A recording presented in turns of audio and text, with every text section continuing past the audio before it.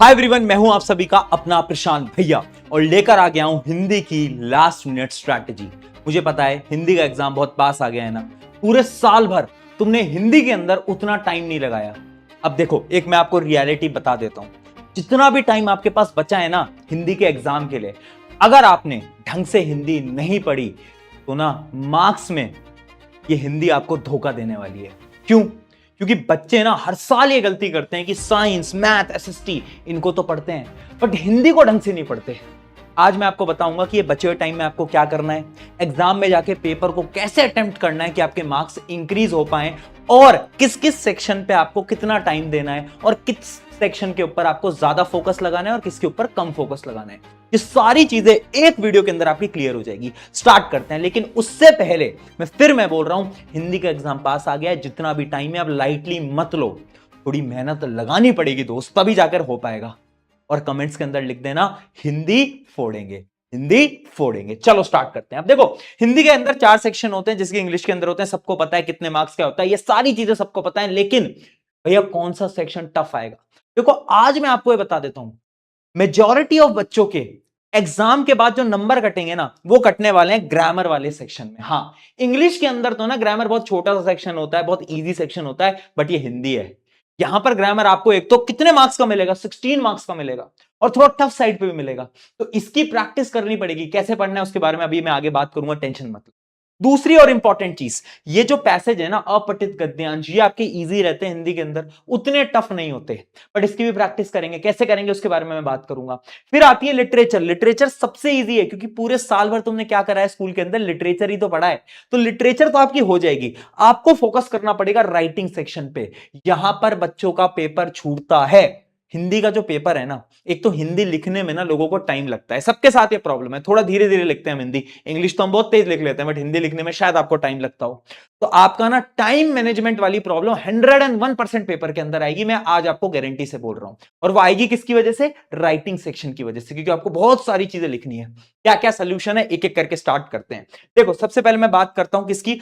अपठित गद्यांश यानी पैसेज की। देखो यार, पैसेज की प्रैक्टिस कैसे करनी है ना, जितना भी टाइम आपके बचा है, 2 दिन बचे हैं एग्जाम के लिए, आपको क्या करना पड़ेगा ना, मिनिमम मिनिमम 10 अपठित गद्यांश आपको सॉल्व करने पड़ेंगे। याद रखना, कितने बोल रहा हूं मैं बोल रहा हूं आपको मिनिमम 10 प्रैक्टिस करने। आपके पास कोई सैंपल पेपर होगा, वरना आप ऑनलाइन वगैरह कहीं से भी उठाकर 10 प्रैक्टिस करोगे।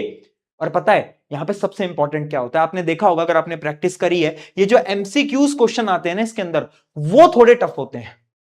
तो एमसीक्यू जब आप अटेम्प्ट कर रहे हो ना, तो ध्यान से सोचो। ये जो आपके 2 शॉर्ट आंसर आते हैं ना, ये तो बहुत इजी होते हैं, इसमें तो सबके पूरे नंबर आ जाते हैं जिसको थोड़ा बहुत भी आता है। लेकिन ना एमसीक्यू का आंसर सही ढूंढना पैसेज में बहुत टिपिकल होता है। उसकी आदत तुम्हें कैसे लगेगी? जब तुम प्रैक्टिस करोगे। अगर तुम बिना प्रैक्टिस करे जा रहे हो ना, मैं सच बता रहा हूं, ये बहुत बड़ी प्रॉब्लम बन जाएगा तुम्हारे लिए। 10 प्रैक्टिस कर लो, काम खत्म हो जाएगा। बस 10 सॉल्व कर लो। एक चीज पे और फोकस रखना है, यहां पे लिखा भी हुआ है, पहले पूरा पैसेज पढ़ना, पूरा का पूरा पैसेज पहले पढ़ना। जैसे मैंने आपको चीज इंग्लिश में भी बताई थी, उसके बाद जाकर आप क्वेश्चन रीड करना। आपको पैसेज का मतलब समझना पड़ेगा, तभी आप आंसर लिख पाओगे। वरना आप अगर एमसीक्यू ऐसे ही टिक कर दोगे ना, तो 80% चांस है वो एमसीक्यू गलत होगा। तो पहले पूरा पैसेज पढ़ना, उसके बाद आप क्या करना, अटेम्प्ट करना। ये इसकी स्ट्रैटेजी है। लास्ट पॉइंट, एमसीक्यू पे थोड़ा सा टफनेस रहती है, तो एमसीक्यू की प्रैक्टिस करके जाना। ठीक है, ये हो गया क्या? अपठित गद्यांश सिर्फ 10 करोगे, काम बन जाएगा, उतना आपके लिए इनफ है। ठीक है, अगली चीज बढ़ते हैं हम, राइटिंग सेक्शन। देखो, राइटिंग सेक्शन आपके लिए बहुत इंपॉर्टेंट होने वाला है। अब यहां पे कोर्स ए, कोर्स बी, सबका अलग अलग होता है। कोर्स बी में ऑप्शन नहीं मिलते, कोर्स ए में ऑप्शन मिलते हैं। मैं कोर्स ए की यहां पे बात कर रहा हूं पहले, सबसे पहले। ठीक है, तो अगर मैं तुम्हें बात करूं, अगर तुम्हें ऑप्शंस मिल रहे हैं पेपर के अंदर, तो तुम्हें हमेशा विज्ञापन लेखन वाला जो ऑप्शन है उसको उठाना है। पता है क्यों? क्योंकि तुम अपने सीनियर से बात करोगे ना, तो विज्ञापन लेखन में ना नंबर कटने की चांसेस थोड़ी कम होती है। ठीक है, अगर तुम्हें फॉर्मेट वगैरह पता है ना, तो तुम्हारा काम यहां पे पूरे के 4 नंबर मिल जाते हैं भाई। बहुत इजी होता है, बहुत इजी होता है। तो इसलिए तुम्हें ये चूज करना है। अगर ये 2 चॉइस आती हैं, तो आपको इसमें से ईमेल लेखन चूज करना है। याद रखना, इसमें भी नंबर नहीं कटते। उसके अलावा पत्र लेखन आपको पता ही है, ये तो करना ही पड़ेगा। इसका फॉर्मेट याद रखना है, यहां पे बड़ा बड़ा लिखा हुआ है, फॉर्मेट के भी मार्क्स होते हैं। हिंदी के अंदर फॉर्मेट थोड़े से टफ होते हैं। इंग्लिश के फॉर्मेट सबको याद रहते हैं, हिंदी के नहीं रहते। इसलिए मैं बोल रहा हूं, एक बार देख जाना। जो आपका लास्ट दिन है ना एग्जाम का, एग्जाम वाली जो रात है, उस रात में एक बार फॉर्मेट पूरा पलट के जाना, देख के जाना, ताकि आपके फॉर्मेट दिमाग में रहे। ठीक है, और इसकी प्रैक्टिस तुम अभी से करोगे। उसके अलावा अनुच्छेद लेखन आपके लिए सबसे इंपॉर्टेंट होगा, क्योंकि ये 6 मार्क्स का होता है। सबसे इंपॉर्टेंट अनुच्छेद लेखन। इनकी एक एक प्रैक्टिस कर लेना। वैसे तो क्योंकि अगर टाइम ज्यादा होता मैं तुम्हें सबकी दो दो प्रैक्टिस करवाता, लेकिन एक एक प्रैक्टिस करके जाना। और प्रैक्टिस कैसे करनी है? लिख के प्रैक्टिस करना, दिमाग से कुछ नहीं होगा। मुझे पता है यहाँ पे बहुत स्मार्ट बच्चे हैं जो कि बोलेंगे अच्छा भैया पत्र लेखन है, एक क्वेश्चन देखते हैं दिमाग में सोचते हैं काम हो जाएगा। नहीं, ऐसे काम नहीं होगा। सबकी एक एक पूरे पन्ने पे एक बार लिख के प्रैक्टिस करके जाना। इससे तुम्हें याद है या नहीं तुम्हें आइडिया लग जाएगा। अगली चीज, ये जो अनुच्छेद लेखन होता है ना, बच्चे ना इसमें बहुत काटा पीटी करते हैं कि थोड़ा बहुत लिखा फिर उन्हें लगा कि गलत है, फिर वो ऐसे कट कर देते हैं। इससे ना इंप्रेशन बहुत खराब होता है। तो तुम क्या कर सकते हो, एक ट्रिक यहां पे लिखी हुई है, रफ में पॉइंट्स लिखो। यानी जो आंसर शीट की लास्ट पन्ना होता है ना, जिसपे तुम रफ हेडिंग डालते हो, उस पे क्या करो ना, पॉइंटर्स लिख लो यार। तुम अनुच्छेद लेखन का एक टॉपिक आया, अब तुम उसके बारे में सोच रहे हो।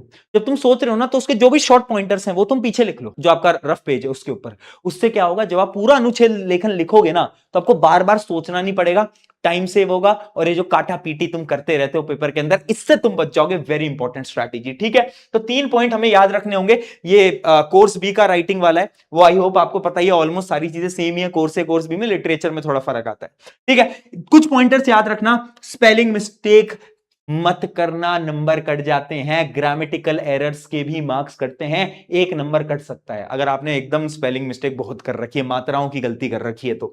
उसके अलावा फॉर्मेट के भी 1 मार्क्स होते हैं, बता चुका हूं। अगर कुछ नहीं आ रहा, फॉर्मेट लिख के आना, अंदर कुछ भी भर देना, 1-2 नंबर तो 101% मिलेंगे। उसके अलावा ज्यादा कट्स मत लगाना, ये मैं बोल रहा हूं स्पेशली किसके लिए, ये वाले सेक्शन के लिए, राइटिंग सेक्शन के लिए। ज्यादा कट मत लगाना। लिटरेचर में अगर तुम कट्स लगा रहे हो काम चल जाएगा, यहां पे ज्यादा कट मत लगाना, प्रेजेंटेशन खराब होती है, इंपैक्ट आता है। जो एग्जामिनर है कॉपी चेक कर रहे हैं उनको अच्छा नहीं लगता और नंबर वहां कट जाते हैं, ठीक है। इसके लिए क्या करना है, टाइम कम है तो एक एक प्रैक्टिस करो, अगर टाइम है तो दो प्रैक्टिस कर लेना, बस खत्म, ठीक है। बहुत बढ़िया, इतना क्लियर हो गया, आगे बढ़ते हैं। अब आते हैं लिटरेचर के ऊपर।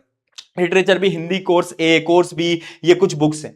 अब आपको इतना पता होना चाहिए बस कि कौन सी बुक में से शॉर्ट आंसर आ रहे हैं, कौन सी में से लॉन्ग आ रहे हैं। अब देखो यार, मिशन जीत के आप चैनल पे जाओगे तो लाली मैम ने मैराथन वो आज से शायद स्टार्ट कर रही हैं, आप देखना वहां पे, तो आपका कोर्स यहाँ पे हो जाएगा, है ना। वो आपको 1 शॉट में सारी लिटरेचर की चीजें सब कुछ बता देंगी, तो आप उन पे भरोसा करके वहां से पढ़ सकते हो। बस एक चीज याद रखना, आपकी जो टेक्स्ट बुक है जैसे कि कोर्स ए है, तो आपको पता होना चाहिए कि क्षितिज से सिर्फ और सिर्फ शॉर्ट क्वेश्चंस आते हैं, तो आप उसकी ज्यादा प्रैक्टिस करो। कृतिका से लॉन्ग क्वेश्चन आते हैं तो आप उसकी ज्यादा प्रैक्टिस करो। ये चीजें आपको पता होनी चाहिए, ये बहुत इंपॉर्टेंट रहेगा आपके लिए, ठीक है। सिमिलरली कोर्स बी के लिए भी, जिस बुक से ज्यादा आते हैं क्वेश्चन, जिससे लॉन्ग आते हैं लॉन्ग की प्रैक्टिस करो, शॉर्ट आते हैं शॉर्ट की प्रैक्टिस करो। ये चीजें ना तुम्हें पता होनी चाहिए, ठीक है। इतना क्लियर है। अब लिटरेचर के ना कुछ मैं आपको टिप्स बता रहा हूं। सबसे पहले आपको क्या करना है, लेक्चर देख लेना, या फिर अगर आपको लेक्चर नहीं भी देखना, समरी पढ़ लेना। आपके पास कुछ समरी वगैरह है, नोट्स वगैरह है, तो आप क्या करोगे, वो समरी देख लेना।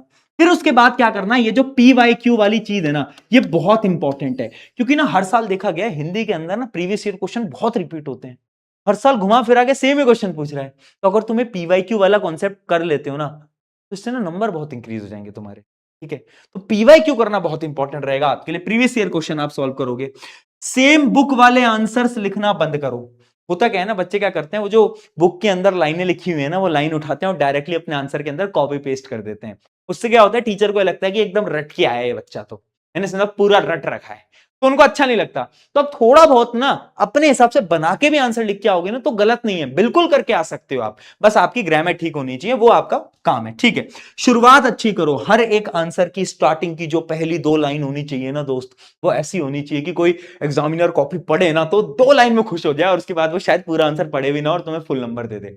शुरुआत बहुत इंपॉर्टेंट होती है, नीट क्लीन और 2 लाइनें। हर कोई एग्जामिनर 2 लाइनें तो पढ़ता ही है। अगर 2 लाइनें अच्छी लगती हैं, बहुत बार आगे की लाइनें नहीं भी पढ़ता, ऐसा हो जाता है, ठीक है। कुछ शब्द याद रखना, कुछ इंपॉर्टेंट शब्द होते हैं, जैसे कि मैंने आपको इंग्लिश में भी बताया था, कुछ इंपॉर्टेंट कीवर्ड्स होते हैं, वो कीवर्ड्स आपको याद करने पड़ेंगे। उससे क्या होता है, आपके नंबर मिलते हैं। मैं आपको एक एग्जांपल दिखाता हूं, जैसे कि मान लो ये एक क्वेश्चन है, ठीक है, इसका ये आंसर है, तो इसके जो कीवर्ड्स है ना, वो कीवर्ड्स आपको याद रखने पड़ेंगे। और लास्ट के जो 10 मिनट होते हैं, जो रीडिंग टाइम होता है, उसमें कीवर्ड्स को ना ऐसा पेंसिल से अंडरलाइन कर सकते हो। तो एग्जामिनर एक कीवर्ड पढ़ेगा और आगे बढ़ेगा, ठीक है। तो कीवर्ड स्ट्रैटेजी हिंदी में भी अप्लाई होती है, आप ऐसे अंडरलाइन कर सकते हो, कोई टेंशन वाली बात नहीं है, ठीक है। आगे बढ़ते हैं ग्रामर के ऊपर। ग्रामर का क्या करना है, ग्रामर में नंबर कटेंगे, मतलब कटेंगे, मैं तुम्हें आज बता रहा हूं। लेकिन अगर तुमने प्रैक्टिस करी तो नंबर नहीं कटेंगे। प्रैक्टिस कैसे करोगे, ये भी आपको लाली मैम करवा देंगी, है ना। शायद ग्रामर के लिए भी 1 शॉट आ जाएगा मिशन जीत वाले चैनल पे, बट आपको प्रैक्टिस करनी पड़ेगी। लेक्चर के साथ साथ आपको खुद से प्रैक्टिस करनी पड़ेगी। 30 40 50 सवाल सॉल्व करने पड़ेंगे, तब जाकर होगा।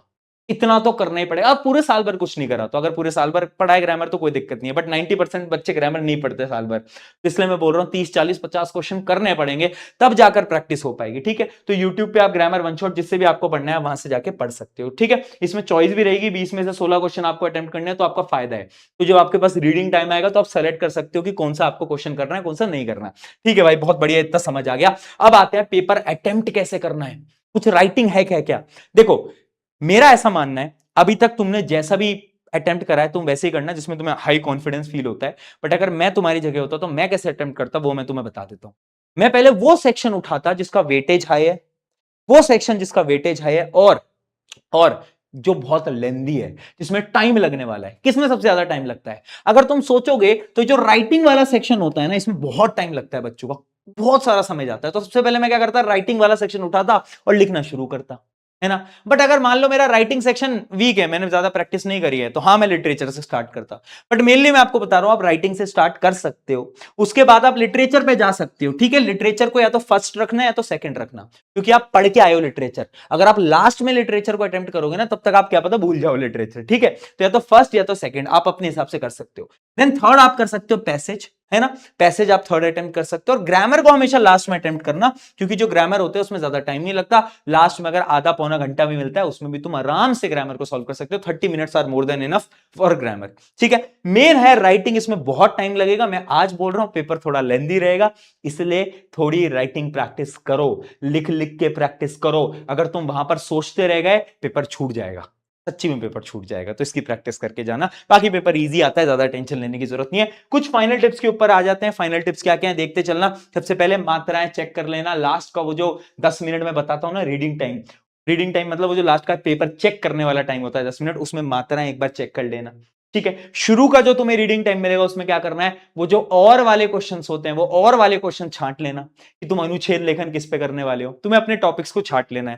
ठीक है, इंपॉर्टेंट पॉइंट्स को अंडरलाइन करना लास्ट के टाइम पे बता चुका हूं। राइटिंग सेक्शन का फॉर्मेट जरूर ध्यान रखना, सुबह सुबह जब जा रहे हो या फिर एक रात पहले एक बार देख के जाना। एंड देन एमसीक्यू प्रैक्टिस करना, वेरी इंपॉर्टेंट। वो जो पैसेज है अपठित गद्यांश, उसके एमसीक्यू की प्रैक्टिस कर लेना, थोड़े से टफ रहेंगे। सीक्वेंस में करना, देखो आप सेक्शन कोई भी उठा सकते हो, मान लो मैं लिटरेचर पहले कर सकता हूं, बट लिटरेचर के अंदर जो ऑर्डर है ना, ऑर्डर ऑफ क्वेश्चन सेम रखना, वो बहुत इंपॉर्टेंट रहेगा। वैसे आप उसको चेंज कर सकते हो, बट मैं सजेस्ट करूंगा मत करना बिल्कुल भी। ठीक है, एज अ टीचर अगर कोई कॉपी चेक करेगा और ऑर्डर उन्हें सेम मिल रहा है ना, तो वो बहुत खुश होते हैं। तो लिटरेचर तुमने हेडिंग डाली है ना, उसके बाद जितने भी ऑर्डर वाइज क्वेश्चन है वो आप अटेम्प्ट कर, उसमें ऑर्डर चेंज मत करना। अगर कोई आंसर नहीं आता स्पेस छोड़ देना यार, अरे आधा पन्ना छोड़ देना, एक पन्ना छोड़ देना, पन्ने बहुत है हमारे पास, टेंशन मत लो तुम। ठीक है, बट एक चीज याद रखना, ऑर्डर में अटेम्प्ट करोगे नंबर थोड़े से ज्यादा आपको मिल सकते हैं। ये थी पूरी की पूरी हिंदी की स्ट्रैटेजी। आई होप हिंदी का एग्जाम भी तुम्हारा बहुत शानदार जाने वाला है। मैंने तुम्हें स्टार्टिंग में वादा करा था कि प्रशांत भैया तुम्हारे साथ हैं, मतलब प्रशांत भैया तुम्हारे साथ हैं। लिख देना कमेंट्स के अंदर, हिंदी भी फोड़ेंगे, हिंदी भी फोड़ेंगे। ठीक है, कुछ दिनों बाद ये क्लास 10th खत्म हो जाएगी और उसके बाद शायद मैं एक वीडियो बनाऊंगा या फिर मैं एक लाइव भी ले सकता हूं, last video of class 10th। ठीक है, अगर आप साइंस लेने वाले हो तो हमारा एक चैनल है प्रशांत किराट क्लास 11th एंड 12th, उस पर आप जा सकते हो। अगर आप साइंस लेने वाले हो, उस पर मैं क्योंकि फिजिक्स पढ़ाता रहता हूँ, तो आप उस चैनल पे मैं डिस्क्रिप्शन में लिंक दे दूंगा, आप उस पर जा सकते हो। ऑन दिस नोट जाओ हिंदी का एग्जाम फोड़ कर आना। Take care, bye bye.